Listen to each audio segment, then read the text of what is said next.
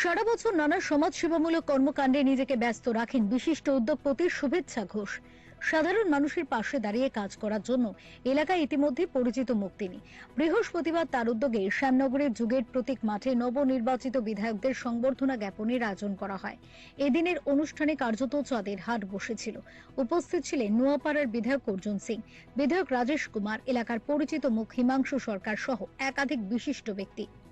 অনুষ্ঠানে উপস্থিত অতিথিদের আন্তরিক অভ্যর্থনা ও আপ্যায়নে বিশেষভাবে নজর কাড়েন শুভেচ্ছা ঘোষ। কর্পোরেট জগতের সঙ্গে যুক্ত হলেও এদিন সম্পূর্ণ ভিন্ন আঙ্গিকে ধরা দেন শুভেচ্ছা ঘোষ। সমাজের বিভিন্ন স্তরের মানুষের সঙ্গে মিশে তাদের পাশে থাকার বার্তায় তুলে ধরেন শুভেচ্ছা। বলতে চাই, আমরা রাজনীতি করতে গেলে সামাজিক কাজ সবার আগে করতে হবে এবং মানুষের পাশে থাকতে হবে। ভারতীয় জনতা পার্টি সেরকমই একটা রাজনৈতিক দল, যার জন্য সারা ভারতবর্ষে আজকে কিন্তু বলা যেতে পারে 80% কেন তারও উপরে অংশ রাজ্যে কিন্তু ভারতীয় জনতা পার্টি রয়েছে। মানুষ এদের আদর্শ, নীতি এবং কাজকে সমর্থন করেছে এবং তার ফলে পশ্চিমবাংলার মতন একটা রাজ্যেও এত মানে সন্ত্রাস বা এত কিছুর পরেও ভারতীয় জনতা পার্টিকে কিন্তু মানুষ বিপুল ভোটে জয়লাভ করেছে।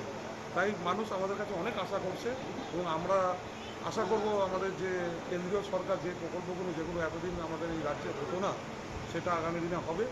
তার মধ্যে উল্লেখযোগ্য যে আয়ুষ্মান ভারত এবং আরও যে প্রকল্পগুলো আছে, সামাজিক প্রকল্পগুলো আপনারা ইতিমধ্যেই শুনেছেন যে অন্নপূর্ণা ভাণ্ডার, সেটা 3000 টাকা করে দেওয়া হচ্ছে এবং আরও ছাত্রদের জন্য চিন্তাভাবনা করছে। সব রকম চিন্তাভাবনা করছে, সব শ্রেণীর মানুষের জন্য চিন্তাভাবনা করছে।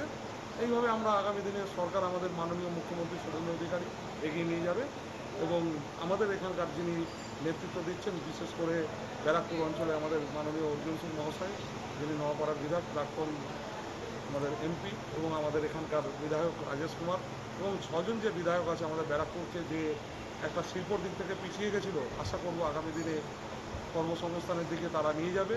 এখানকার ইন্ডাস্ট্রিয়াল বিল, যেটা একদম নিতপ্রায় হয়েছিল বামফ্রন্টের সময়ও থেকে শুরু হয়েছে এই সেটা তৃণমূল কংগ্রেসের আমলে, এবং উল্লেখযোগ্য হচ্ছে আমাদের এখানে মিল ফ্যাক্টরিগুলো সব লোহা লক্কর চুরি করে মিলগুলোই আজকে উঠিয়ে দেওয়া হয়েছে এবং কাদের নেতৃত্বে হয়েছে আমি আর বারবার বলার দরকার নেই, ইতিমধ্যে সবাই জেনে গেছে।